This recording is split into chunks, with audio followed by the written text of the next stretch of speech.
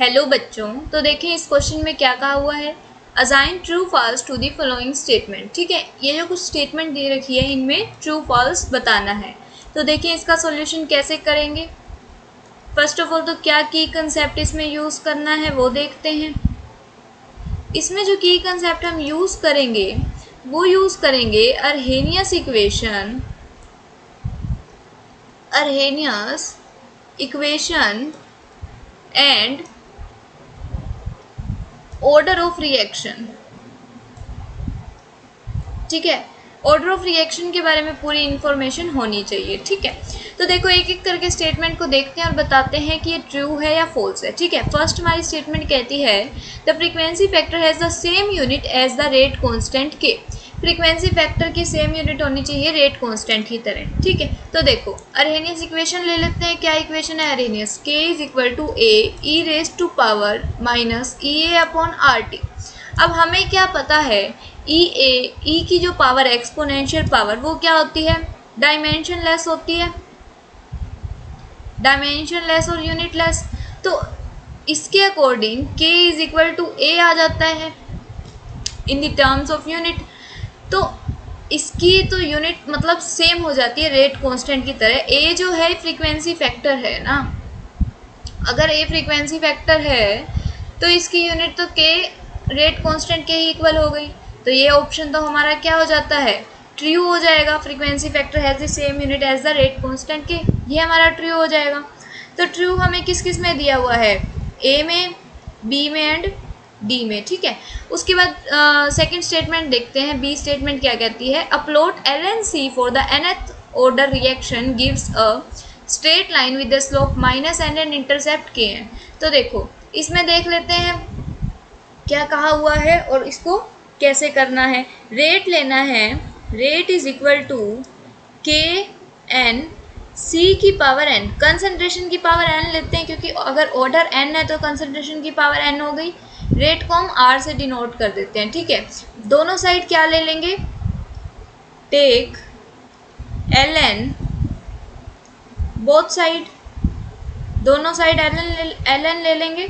यहाँ पे क्या हो जाएगा? L N R is equal to L N के एन सी की पावर एन। अब यहाँ पे देखो जो मल्टीप्लिकेशन में होता है तो एल एन क्या हो जाता है? ऐड हो जाता है। तो यहाँ पे क्या आ जाएगा? L N R is equal to L N के N plus L N C की पावर एन। अब इसके बाद क्या हो जाएगा? L N R is equal to L N के एन, ये पावर क्या हो जाती है? आगे आ जाती है लॉग में। तो यहाँ पे क्या हो जाएगा? N L N C. अब देखो उसने क्या बोला हुआ है? एल एन सी के बीच में ग्राफ बनेगा तो दैट मीन्स एन क्या हो जाएगा? स्लोप हो जाएगा और एल एन के एन क्या हो जाएगा? इंटरसेप्ट हो जाएगा। बट स्टेटमेंट में क्या बोला हुआ है कि स्लोप माइनस एन होएगा, लेकिन ये क्या है? प्लस एन है। इंटरसेप्ट हमारा के एन नहीं है, एल एन के एन है। तो ये स्टेटमेंट हमारी क्या हो जाती है? फॉल्स हो जाती है। तो ये फॉल्स किस किस में दिया हुआ है? ए में दिया हुआ है फॉल्स एंड डी में दिया हुआ है फॉल्स। तो ऑप्शन बी तो हमारा गलत ही हो जाता है। ठीक है, तो हमारा ए या डी में से कोई करेक्ट होगा। अब ऑप्शन सी देखते हैं, इसमें क्या बोला हुआ है? स्टेटमेंट सी कहता है कि order of reaction A gives product in which half of the reagent is reacted in half an hour, 3/4 in 1 hour and 7/8 in 1.5 hour must be unity. ठीक है, तो इसने बोला है कि ये जो है वो रेट ऑर्डर जो है इसका वो 1 होना चाहिए। तो देखो इसमें बोला क्या क्या हुआ है। इसने बोला जो रिएक्शन हो रही है हाफ जो हो रही है ना, हाफ रिएजेंट जो हो रहा है वो हाफ आवर में हो रहा है। तो इसको मैं टी हाफ भी कह सकती हूँ क्योंकि कंसंट्रेशन का हाफ हो जाना ही टी हाफ होता है, राइट। तो देखो अब यहाँ पे कोई ए से प्रोडक्ट बन रहा है तो हम सबसे पहले देख लेते हैं कि रिएक्ट कितना कर रहा है और टाइम कितना लग रहा है। ठीक है, सबसे पहले तो रिएक्ट कितना कर गया? x/2 रिएक्ट कर गया। नेक्स्ट में कितना रिएक्ट कर गया? 3x/4 रिएक्ट कर गया। और उसके बाद कितना रिएक्ट कर गया? 7x/8। ठीक है, यहाँ से यहाँ तक तो कितना टाइम लगा? हाफ आवर लगा। ठीक है, पहले वो x था ना, है ना। तो इसके बाद यहाँ पर कितना लगा 1 आवर। अब ये 1 आवर क्या लग रहा है, x से 3x/4 तक 1 आवर लग रहा है, हाफ आवर से आगे 1 आवर नहीं लग रहा, ठीक है। यहाँ से टोटल 1 आवर हो गया है और यहाँ पे 1 एंड हाफ आवर हो जाएगा, ठीक है। अब देखो बचेगा कितना, ये भी देख लेते हैं हमारे यहाँ से रिएक्शन कैसी बन जाएगी। पहले वो x था, हाफ आवर हुआ, कितना बन गया x/2, फिर हाफ आवर हुआ तो 3x/4 रिएक्ट हो गया, तो बच कितना गया x/4, फिर अगेन हाफ आवर हुआ, टोटल तो कितना आ गया 1 एंड हाफ आवर।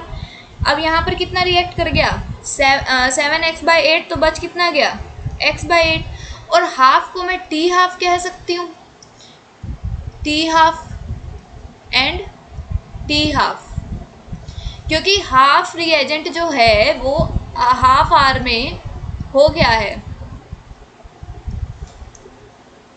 और जब भी हमारा रिएजेंट आधा हो जाए तो उस टाइम जो टाइम लगता है उसको हम टी हाफ बोलते हैं, ठीक है। ओके, तो अगर यहाँ पर टी हाफ होकर कोई भी रिएक्टेंट x से x/2 हो गया, फिर x/2 का हाफ हुआ है x/4, फिर x/4 का हाफ हुआ है x/8, तो ये किस में होता है, हर टी हाफ के बाद हमारा रिएक्टेंट जो भी है वो हाफ हो जाए, ये हमेशा फर्स्ट ऑर्डर में होता है। इसीलिए फर्स्ट ऑर्डर जो है कभी ख़त्म नहीं होती, इन्फिनिटी तक होती है, क्योंकि उसमें वो कभी भी रिएक्टेंट ख़त्म नहीं होता, हमेशा हाफ हो जाता है, ठीक है। सो ये फर्स्ट ऑर्डर है, तो इसमें बिल्कुल करेक्ट कहा हुआ है कि यहाँ पर जो ऑर्डर है वो यूनिटी होगा, 1 होगा। तो इसके अकॉर्डिंग तो हमारा जो है ट्रू है, ऑप्शन ए करेक्ट हो जाएगा, है ना। सो ऑप्शन डी को हम यहाँ से हटा देते हैं, ऑप्शन डी हटा दिया, और यहाँ पर ऑप्शन ए हमारा करेक्ट हो जाएगा। लेकिन हम फिर भी एक बार फोर्थ स्टेटमेंट देख लेते हैं कि क्या कहा हुआ है। सो डी स्टेटमेंट क्या कहती है, unit of rate constant for a second order reaction will be m inverse second inverse, m is representing molarity of the solution. तो देखो इसमें क्या हो जाएगा, देखो इसमें आएगा, उसने बोला है सेकंड ऑर्डर रिएक्शन की यूनिट क्या होगी बेसिकली, ठीक है। तो रेट कांस्टेंट की हम एक बोलते हैं एन ऑर्डर के लिए, एन ऑर्डर के लिए हमारी रेट कांस्टेंट की वैल्यू क्या होती है, एन ऑर्डर के लिए रेट कांस्टेंट होता है मोल पर लीटर की power 1 - n and second inverse, ठीक है। अब मोल पर लीटर को इसने m बोला हुआ है, ठीक है, तो हमने इसको कह दिया m की पावर 1 - n सेकेंड इनवर्स। अब उसने बोला कि क्या ये सेकेंड ऑर्डर की यूनिट है, सेकेंड ऑर्डर के लिए n क्या ले लिया 2, तो यहाँ पर मेरा क्या आ जाएगा 1 - 2 यानी m की -1 एंड सेकेंड इनवर्स।